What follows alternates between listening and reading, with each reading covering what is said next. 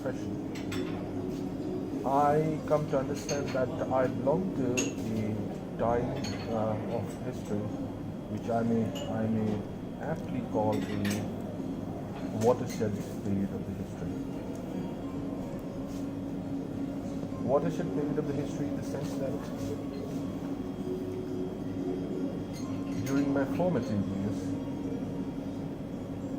many upheavals did take place in the world surrounding my youth, and one of the most important upheavals which took place was the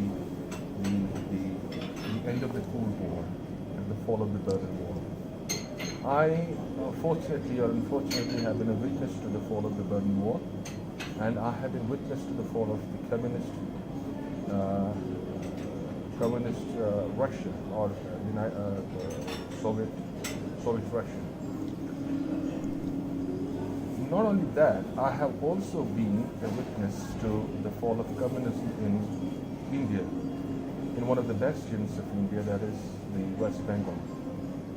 And I also have been a part and parcel of a movement of which is pertaining to the struggle in Kashmir, the turmoil in Kashmir. So, if I look at my life, I would rather like to say that I am a product of a turmoil, not only of external turmoil, but also of an internal turmoil, a psychological turmoil. Because I have seen many things which normally I was not expecting to see. The things that happened in my environment obviously had a deep impact on my psyche and understanding of the world at large.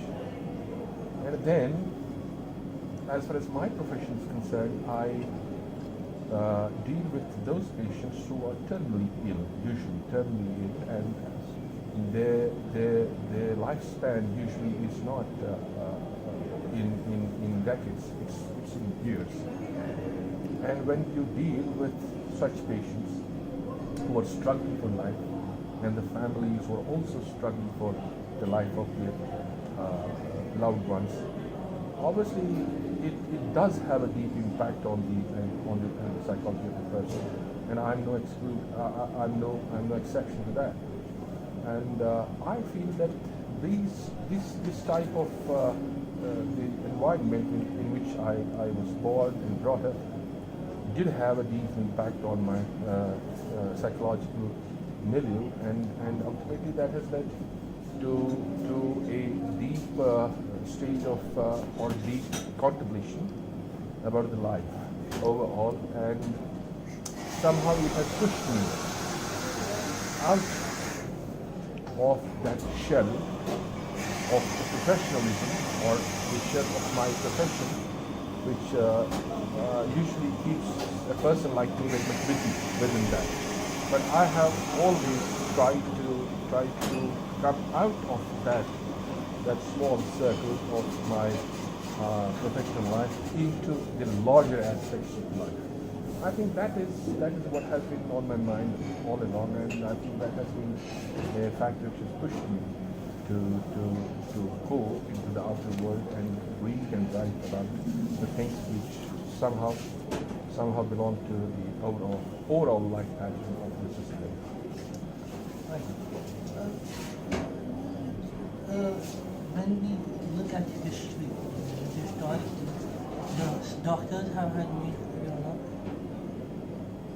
excellent authors. Just the other day, I was telling a doctor friend of mine, I said, you will make for an excellent novelist, because you see the human being in a condition, in a completely unguarded, vulnerable and fragile condition that I don't get to see.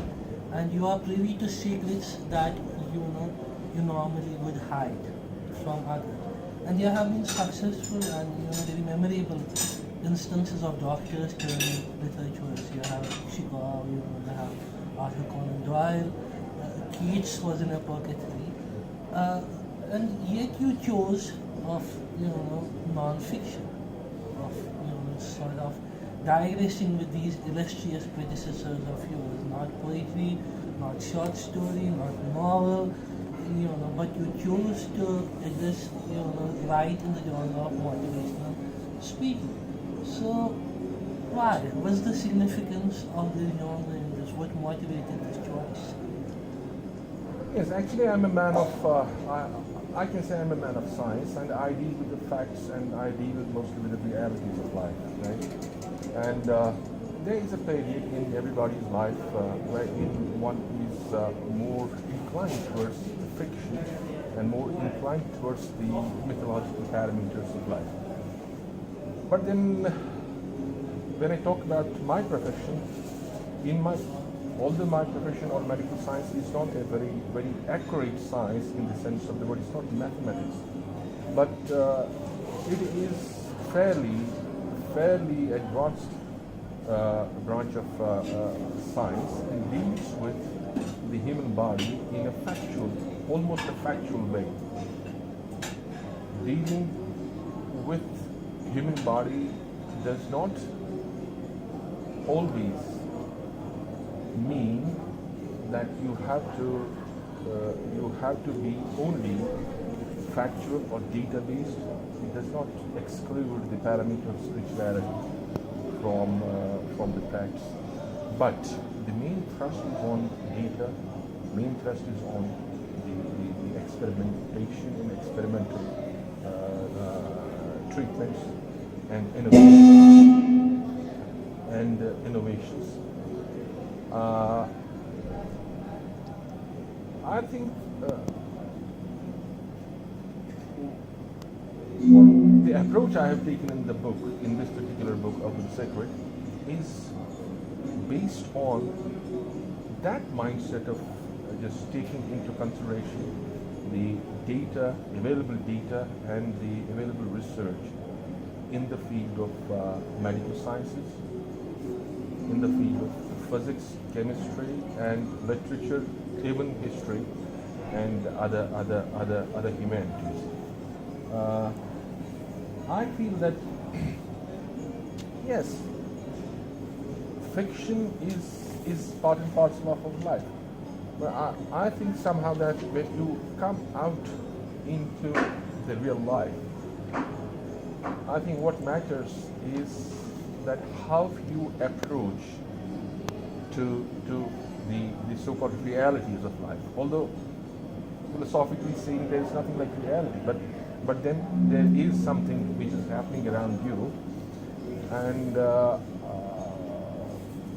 this was my mindset. I felt that I'll be better in doing justice to the subject rather than just choosing the fiction or novel or other genre to just sort of convey a message to the people around. Right, that's a very interesting point, because this is something that is at the very root of the writing process.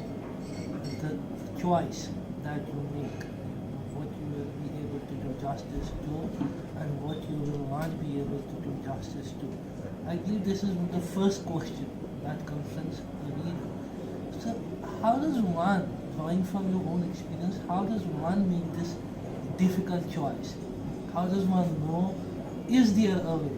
I should probably say not how does one know. First of all, we need to interrogate whether it exists. Because I remember Rodin was once asked, how does one sculpt an elephant? And he said, first chip away all does not an elephant. It just happens.